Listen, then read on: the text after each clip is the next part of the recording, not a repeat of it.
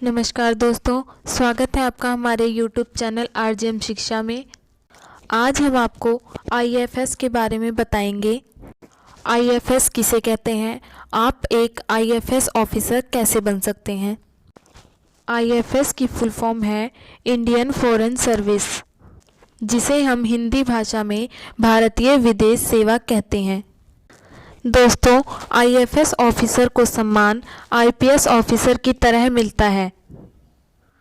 इन्हें हमारे देश के महत्वपूर्ण विदेशी मामलों को सुलझाना होता है। IAFS ऑफिसर बहुत ही जिम्मेदारी वाला पद होता है और इस विभाग में नौकरी करने के लिए कुछ योग्यताओं का मापदंड रखा गया है। IAFS ऑफिसर बनने के लिए भारत का नागरिक होना बहुत ज़रूरी है। IAFS ऑफिसर बनने के लिए आपको किसी भी विषय में किसी भी मान्यता प्राप्त यूनिवर्सिटी और कॉलेज से अपनी ग्रेजुएशन की डिग्री पास करनी होती है, बहुत अच्छे अंकों के साथ।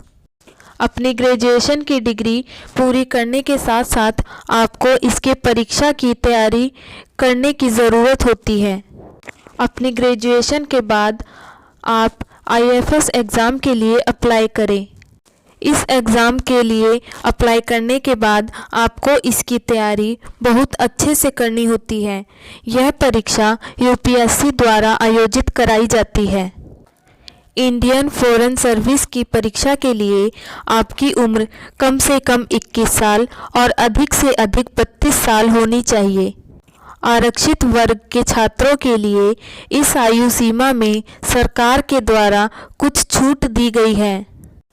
IFSC एग्ज़ाम फॉर्म के लिए आप UPSC की ऑफिशियल वेबसाइट पर जाएं, वहां जाकर इस परीक्षा के फॉर्म को भरें। हर साल यह परीक्षा UPSC के द्वारा आयोजित कराई जाती है। यह परीक्षा हर साल फरवरी या मार्च के महीने में आयोजित होती है। जो विद्यार्थी इस परीक्षा में सफल होते हैं उन्हें ही आगे ट्रेनिंग के लिए भेजा जाता है और ट्रेनिंग के बाद उन्हें विदेश मंत्रालय तथा दूसरे देशों में भारतीय दूतावास में काम करने के लिए भेजा जाता है। किसी भी परीक्षा की तैयारी करने से पहले हमें उस परीक्षा के पैटर्न के बारे में जान लेना बहुत ज़रूरी होता है। तो अब हम IAFS एग्ज़ाम पैटर्न के बारे में जानेंगे। दोस्तों, यह परीक्षा 3 चरणों में होती है। पहले 2 चरण परीक्षा में आपकी लिखित परीक्षा होती है और तीसरे चरण में इंटरव्यू होता है। पहले चरण को प्रारंभिक परीक्षा कहते हैं। प्रारंभिक परीक्षा में 2 प्रश्न पत्र पूछे जाते हैं। दोनों प्रश्न पत्र में आपसे ऑब्जेक्टिव तरह के प्रश्न पूछे जाते हैं। इस परीक्षा में आपसे जनरल स्टडीज़, इतिहास, भूगोल, भारतीय विदेश नीति, भारतीय संस्कृति, भारतीय अर्थव्यवस्था, टेक्नोलॉजी, करंट अफेयर्स से प्रश्न पूछे जाते हैं।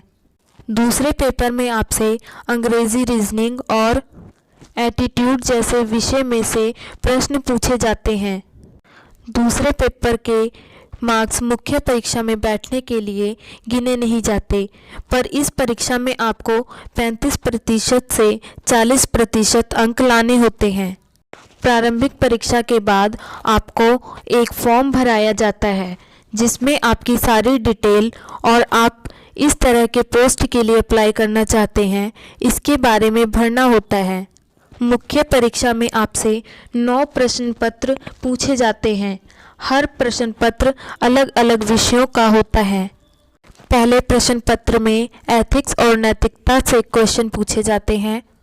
3 क्वेश्चन पेपर में जनरल स्टडीज़ के क्वेश्चन पूछे जाते हैं और 1 क्वेश्चन पेपर में इंग्लिश और हिंदी जैसे विषय के क्वेश्चन पूछे जाते हैं और 1 क्वेश्चन पेपर में आपसे निबंध पूछे जाते हैं। जो विद्यार्थी प्रारंभिक परीक्षा और मुख्य परीक्षा पास करते हैं उन्हें इंटरव्यू के लिए बुलाया जाता है।